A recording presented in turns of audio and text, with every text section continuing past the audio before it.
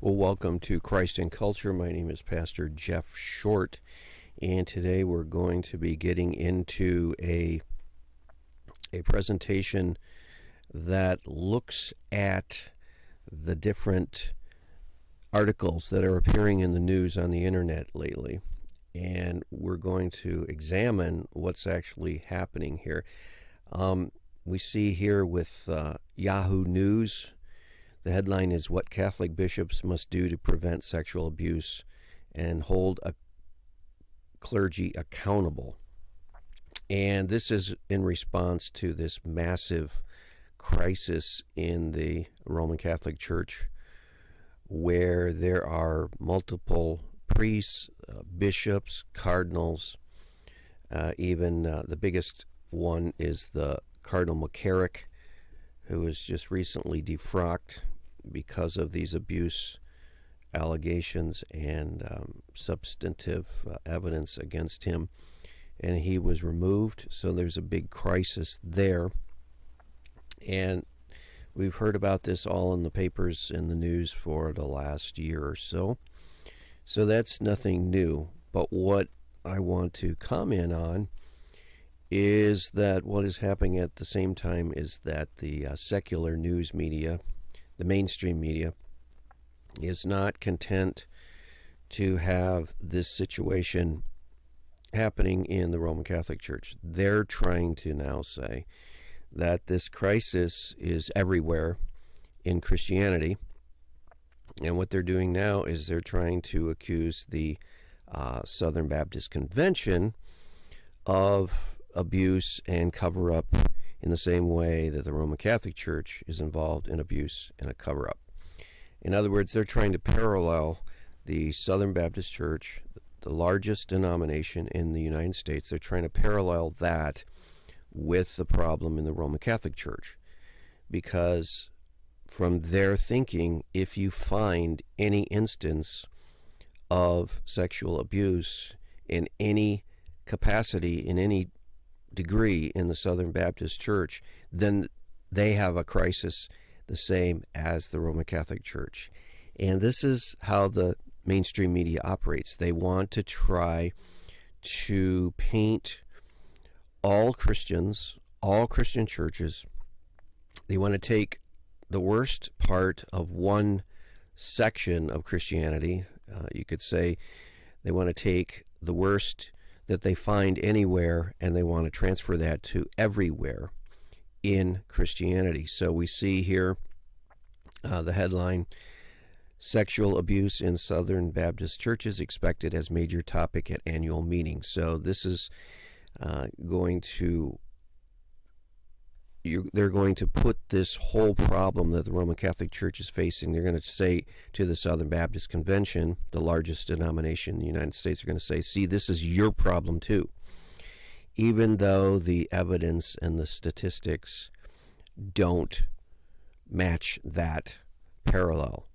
In other words, the degree and the depth and the problem that the Roman Catholic Church is facing in this area really has nothing to do with the Southern Baptist Convention. The Southern Baptist Convention, as a convention of churches, has nothing parallel with the Roman Catholic Church.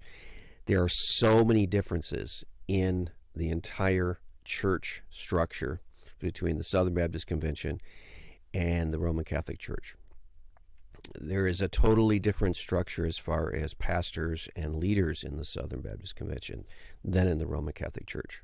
In the Roman Catholic Church, you have all male, all single priests, and that is the rule in the Roman Catholic Church.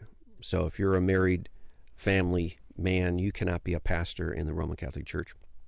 You cannot be a priest. You cannot be a cardinal. You cannot be a bishop. And you certainly couldn't be the Pope. In the Southern Baptist Convention, there's no such rule. And the reason there's no such rule in the Southern Baptist Convention is that the Southern Baptist Convention is a Protestant church. It comes from the Reformation era. It goes to the Bible, and it says whatever the Bible teaches, we teach. And if the Bible doesn't teach something, then that is up to the individual or individual churches to either use or not to use. So there is no rule that says that all the leaders in the Christian church have to be single men. There is no rule in the Bible. We see the early disciples. We see Peter, who was supposedly, in the Roman Catholic theology, he was supposedly the first pope. And lo and behold, he is married. He's a family man. So right off the bat, the Bible contradicts this rule that says all church leaders have to be single men. So the Roman Catholic Church has a totally different system as far as their church leaders go. They have totally different rules, totally different organization there. And to say then, okay, the problem that they're facing, Southern Baptists just have to have that same problem. They have to face that same problem because we know that there's got to be something in the Southern Baptist Convention that they're hiding or they're covering up, because it's that way in the Roman Catholic Church. And that is the parallel that's trying to be made here by the media. And it's a false parallel.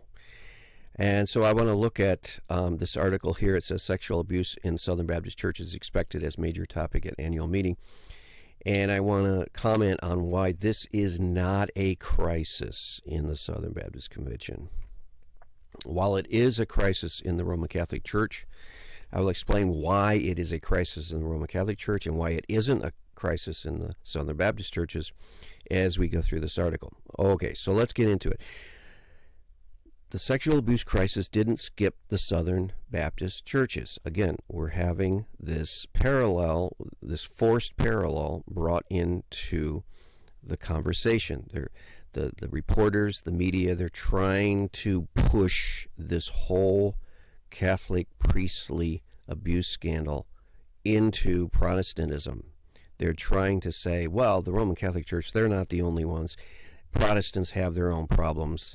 And so whether the evidence is there or not, we're going to make the Protestants have a problem. We're going to spin this and make this into a crisis in the Southern Baptist Convention. Sadly enough, there are enough Southern Baptist leaders and public speakers who read the papers and look at the internet articles, and they, for some reason, some of these leaders are actually going to buy into that parallel.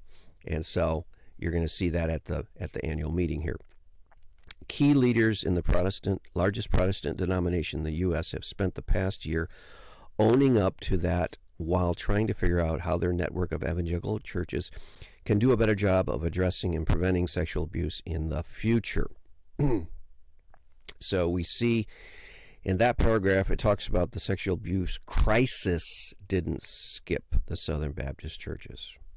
Crisis. Now, what is the definition of a crisis? Is it fair to say that there's a crisis in the Southern Baptist churches over sexual abuse? Well, in one sense, any instance of sexual abuse is a crisis. Anytime you have any adult who is taking advantage of abusing, using authority and power, and doing something that is sinful and evil like this, that is a crisis. Even if it occurs one single time in one single church, one time, that's a crisis in one sense of the word. But I think when you're trying to analyze and take the measure of an entire movement, a denomination, an entire denominational church, to call the Southern Baptist Convention a crisis in sexual abuse, I think that requires a lot more evidence than showing some instances of this occurring. Because obviously, because of the fallen nature of man, the fallen, sinful world that we live in, you're going to find sexual abuse everywhere. Everywhere. If you look close enough, you're going to find sin everywhere. And you're going to find sins of every kind everywhere. For example, if you look at the public schools, and this is something the media doesn't do very often, they don't talk about this, but you want to talk about a crisis, you want to talk about a scandal that's not being reported, and that is the sexual abuse in public schools. This is a terrible situation in public schools. And there are evidences after evidences that this is taking place in a widespread manner. And the news media doesn't want to talk about that. They don't ever hardly cover that. Only some of the more stranger incidences are even brought out as news. But here they're going to go to the Southern Baptist Convention, and they're going to try to push this crisis scenario on the Baptists, the Southern Baptist churches, and say, see, you have the same problem as the Roman Catholic churches. And sadly, like I said before, there are leaders in the Southern Baptist Convention that instead of really evaluating this objectively and looking at it from wisdom perspective, they're going to buy into that scenario because they don't want to fight the media. They want to just go along and try to appease the media. They want to try to be media friendly.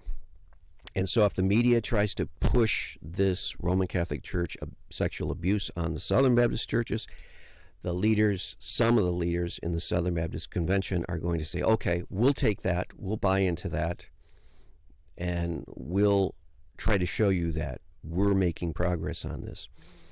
And they're not going to fight. They're not going to stand up. They're not going to object. They're not going to say, hey, we have nothing to do with that.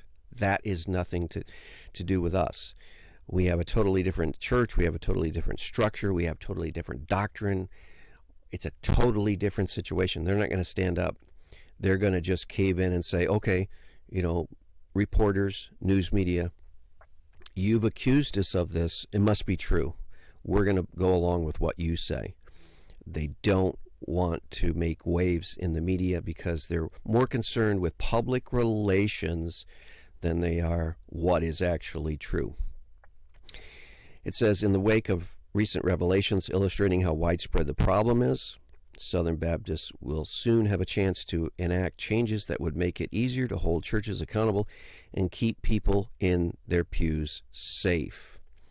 Well, people in the pews of the Southern Baptist churches, generally speaking, are safe.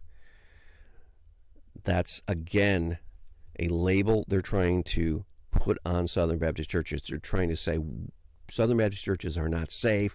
They're not safe places to take your kids. They're not safe places to take teenagers. They're not safe places for women, etc., etc. That is the narrative that's trying to be pushed on Protestant churches generally, and the Southern Baptist Convention in particular. And it's totally bogus.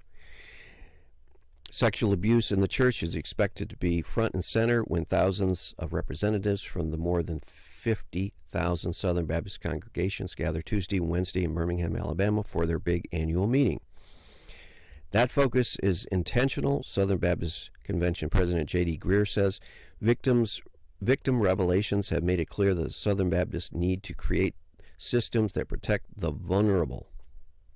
So, the current president, J.D. Greer, is part of a newer generation of leadership, and what he's going to do is he's not going to question the narrative that the media are spinning about the abuse crisis in the Southern Baptist Convention. He's not going to question their use of that term, crisis. He's not going to try to defend Southern Baptist churches and say, look, we have a pretty good record. We have a pretty solid record on this. We are not, don't in any way try to tar and feather us like the Roman Catholic Church, which has a totally different situation. He's not going to try to defend anything. He's just going to buy into that scenario and says, oh yeah, we do have a crisis and we're going to deal with it. Now, there's nothing wrong with improving systems and organizational and awareness and everything. There's nothing wrong with that, and that's a good thing. But where is the pushback? Where is the refutation of this false label put on Southern Baptist Convention? I don't see it. Greer says, God gave his life for them. Greer said in an interview, how dare we not provide protection for them so when they're in the house of God, they know that they're safe and that they're cared for. They are. They already were. Again, he's basically not questioning the narrative that the media is putting on the Southern Baptists. He's just saying, okay, we'll work with you. We won't question that there's a crisis. We're just going to address this, and you'll see we're really on this. It's a PR, public relations move. That's what it is. Instead of dealing with the truth and trying to sort out fact and evidence and truth from error, he's just going to buy into that narrative and say, okay, well, we'll fix this. And he's going to try to, have this other narrative going on that the Southern Baptists are really working hard to fix the problem and the crisis, when probably it's better to actually get to the truth and say, look, realistically, we don't have a crisis. Realistically, we don't have a problem. But we're going to work hard, as we should in all instances, in all areas, to make sure that our churches are holier, more righteous, more godly, etc. But they're not going that route. They're going the public relations route. It says, up for consideration are two changes to core Southern Baptist Convention documents. The first is an amendment to the Southern Baptist Convention's Constitution that would explicitly state that addressing sexual abuse and racism is a part of what it means to be a Southern Baptist church. Now, you see another aspect of the new leadership in the Southern Baptist Church, and that is, again, they're not going to question any of the narratives that are out there in society put out by the media. There's a sexual abuse narrative that's going and trying to place on every church. They're not going to question that. There's the racism narrative that's being foisted on churches. They're not going to question that. We haven't seen it yet, but we'll see later. The war against women narrative that's pushed against Protestant churches, and they don't question that either. So in other words, they buy into all the media is shoveling toward the church, and they're saying, okay, we'll work with you in media, we'll work with the secular world, we'll buy into their label of us, and then we'll try to work within that narrative. And you'll see, we're good. That's what they're going to try to do. It's a public relations ploy. Instead of facing the truth and the facts and dealing with reality, they're going to go with the flow, with the media flow. The second is a proposed bylaw change that would create a committee to assess misconduct claims, including sexual abuse against churches. Okay, so those are good. Those are good things, and nobody, I don't think, would ever object to those things. They're just not. They're not the church's priorities. They're not the church's top agenda items. They're the secular world. They're the news media. They're the worldly narrative that's going around now. They're big hot topics in our culture right now. And in the instance of the Roman Catholic Church, they should be high priority in the Roman Catholic Church. But that does not mean they have to be high priority in every church, because every church is not guilty of the sins of the Roman Catholic Church. And so why are Southern Baptist leaders dealing with issues and topics that are not high priority in our fellowship, in our church? Just because the secular world is big on Me Too, Time's Up, all this Harvey Weinstein scandal, Bill Cosby scandal, feminism, racism, all the secular buzzwords and topics right now doesn't mean that our church or the Southern Baptist denomination has to jump on those topics as if they're number one. The world has its own agenda. We have our own agenda from God. And we don't have to buy into the world's agenda every time they're doing something. We don't have to do it. And that's what's so disappointing with the Southern Baptist Convention leadership right now. It's as if they have a knee-jerk reaction to every secular trend that comes down the pipe. And they jump on that bandwagon. And they want to be cool and relevant and hip and up to date. But that means they're letting a lot of priorities that the Bible outlines go in order to chase these secular trends and fashions. And that's what's happening here with the Southern Baptist Convention. They're jumping on the bandwagon. They're trying to be trendy and current. And they're neglecting a lot of spiritual topics. It says, not fast enough, critics say. But critics, including sexual abuse victims and advocates, think Southern Baptists are not moving quickly enough to kick out problem churches and implement safeguards. Okay, so there are then voices in the Southern Baptist Convention that say, hey, we're not going fast enough. The Reverend Ashley Easter, a survivor advocate helping to organize a protest outside this year's annual meeting, also thinks Southern Baptists are hiding behind their denomination's decentralized structure. Unlike denominations with top-down authority, Southern Baptists believe in local church control. So the Reverend Ashley Easter, a woman, female pastor. We hoped that we would see big changes. We really don't see big changes between this year and last year. In fact, there's been some things that have concerned us, said Easter, who is ordained through the Progressive Christian Alliance. Basically, it's just been talk. Okay. So obviously she is not a part of the Southern Baptist Convention, because the convention in the Articles of Faith, Baptist Faith and Message, do not ordain women as pastors. That's a biblical teaching. So she's not in the Southern Baptist Convention, but she's being quoted as if she's in the convention. So again, you have to be careful with these reporters. They really sneak in a lot of things. She's an outsider, and she's being interviewed as if she's an insider. Greer, a North Carolina pastor elected convention president last year at last year's annual meeting in Dallas, said he understands that reaction, especially when it's coming from victims who are in pain.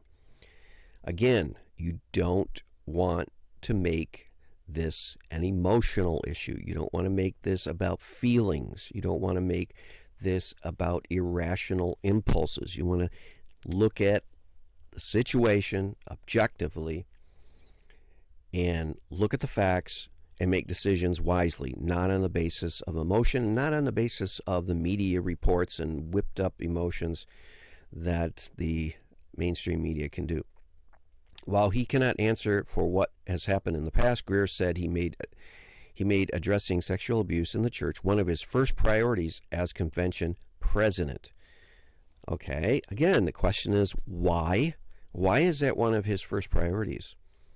Is this truly a Christian biblical priority, especially among churches that really don't have a crisis by any sane, rational definition of the word crisis?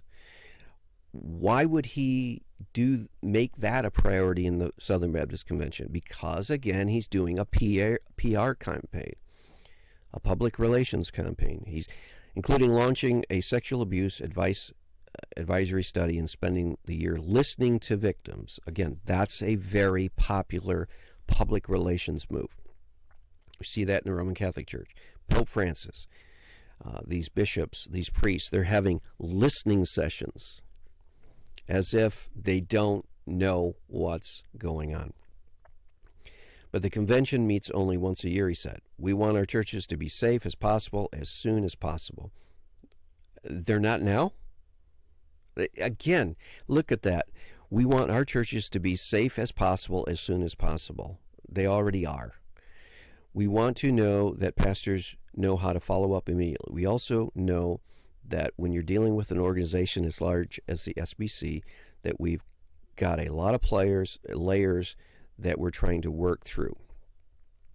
While Greer cannot walk into Southern Baptist churches and tell them what to do, he does think it's possible, although challenging, to get everyone on board with recognizing the importance of addressing sexual abuse in the church. And that is important, to address the sexual abuse in the church.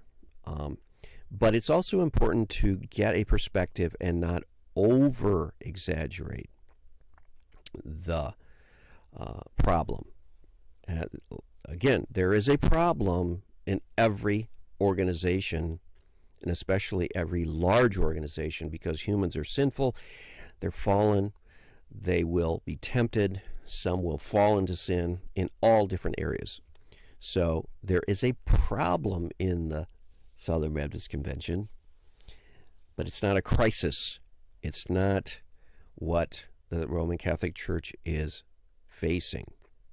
And so that's the really important thing to remember, is that it's good to address these issues, but it's bad to make them as if this is a crisis and to make them priority, because we take our marching orders from God. We look to God in the Bible. We don't take our marching orders from newspaper reporters, from mainstream media, and the secular press.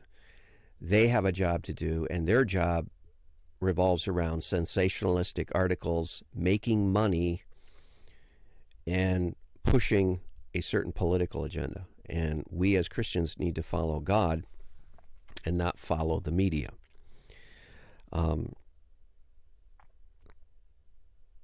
Critics like Easter think an outside entity is best suited to evaluate sexual abuse in the church, not internal denominational ones. That is one of the reasons she will be standing next to a millstone like the one referenced in the Bible outside the annual meeting Tuesday, calling for change. So you have some protests, you have some people who want to bring all of that secular Me Too, Time's Up movement into the Southern Baptist Convention. Whether there's a crisis or not, they want to bring it in there, because to them it's just not right that the Roman Catholic Church has a crisis that everyone shouldn't have. So they're going to try to find any way to bring this problem into the Baptist backyard. And I would just say that we need to be praying for the Southern Baptist Convention. Pray that they don't cave into the secular powers. Pray that they deal with these issues, but not let the news media control the agenda. Let the Bible, the Holy Spirit, and wisdom control this. Well, I hope that's been helpful. This is Pastor Jeff Short. See you back next week on another edition of Christ in Culture. God bless.